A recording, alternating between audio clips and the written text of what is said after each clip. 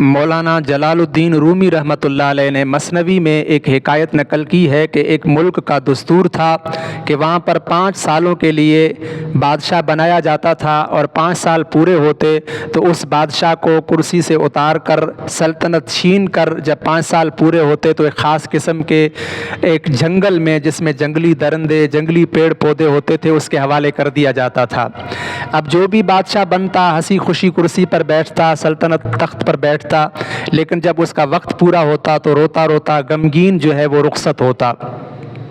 لیکن ایک ایسا بادشاہ آیا، جب اس کو سلطنت دی گئی، تخت پر بٹھایا گیا تو اس وقت بھی خوش تھا، اور جب اس کے 5 سال پورے ہونے لگے اور رخصت ہونے لگا اس وقت بھی خوش تھا۔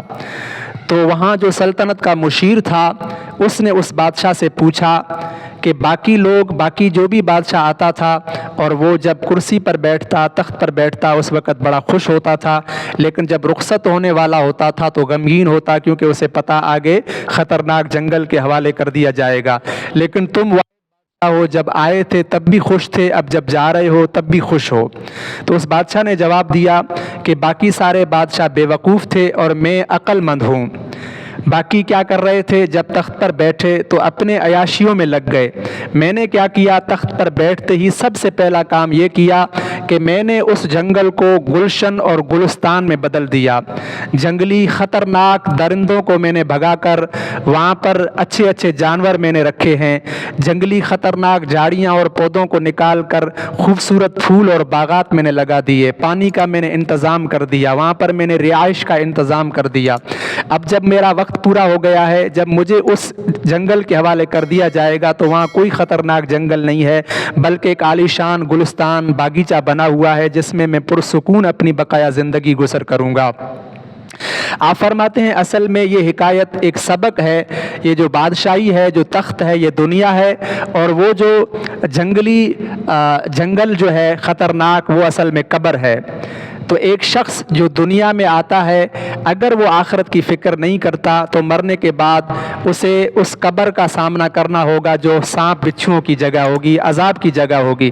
لیکن اگر وہ شخص عقل مند ہوگا، اپنی دنیا کے اندر اپنے قبر کی فکر کرے گا، آخرت کی فکر کرے گا، اپنے قبر کی تیاری کرے گا، تو وہ دنیا میں رہتے ہوئے نیک اعمال کے ذریعے اپنے قبر کو یہیں پر گلشن بنا کر پھر جائے گا، اور ایسے شخص کے لیے پھر جاتے وقت کوئی پریشانی نہیں ہوگی۔ الموت جسر یوصل الحبیب الی المحبوب، کہ موت مومن کے لیے تحفہ ہے جو آخرت کی فکر کرتے ہیں، جو آخرت پر یقین رکھتے ہیں، نیک اعمال کرتے ہیں، ان کے لیے موت کوئی پریشانی کا باعث نہیں ہوتی، بلکہ وہ آخرت کی طرف خوشی خوشی روانہ ہو جاتے ہیں، اور قبر ان کے لیے جنت کا ایک باغ بن جاتا ہے۔ القبر روضۃ من ریاض الجنہ او حفرۃ من حفرۃ النیران۔ آپ صلی اللہ علیہ وآلہ وسلم نے فرمایا قبر یا تو جنت کے باغوں میں سے ایک باغ ہے یا پھر دوزخ کے گھڑوں میں سے ایک گھڑا ہے۔ اب یہ انسان کے اوپر ہے کہ وہ نیک اعمال کر کے اپنے قبر کو جنت کا باغ بنائے یا دوزخ کا گھڑا بنائے۔ حضور اکرم صلی اللہ علیہ وآلہ وسلم کا فرمان ہے کہ تم میں سے عقل مند شخص وہ ہے جو دنیا میں رہتے ہوئے آخرت کی فکر کرتا ہے۔ تو جو شخص آخرت کی فکر کرتے ہوئے نیک اعمال کرتا ہے، یقیناً اس کی قبر اس کے لیے جنت کا ایک باغ بن جاتی ہے۔ باقی جو قبر کی فکر نہیں کرتا، جو آخرت کی فکر نہیں کرتا، آخرت کی تیاری نہیں کرتا، دنیا میں مست مگن رہتا ہے، یقیناً اس کی قبر اور آخرت دوزخ کے گھڑوں میں سے ایک گھڑا ہوتی ہے۔ تو اللہ تعالیٰ ہم سب کو یہ توفیق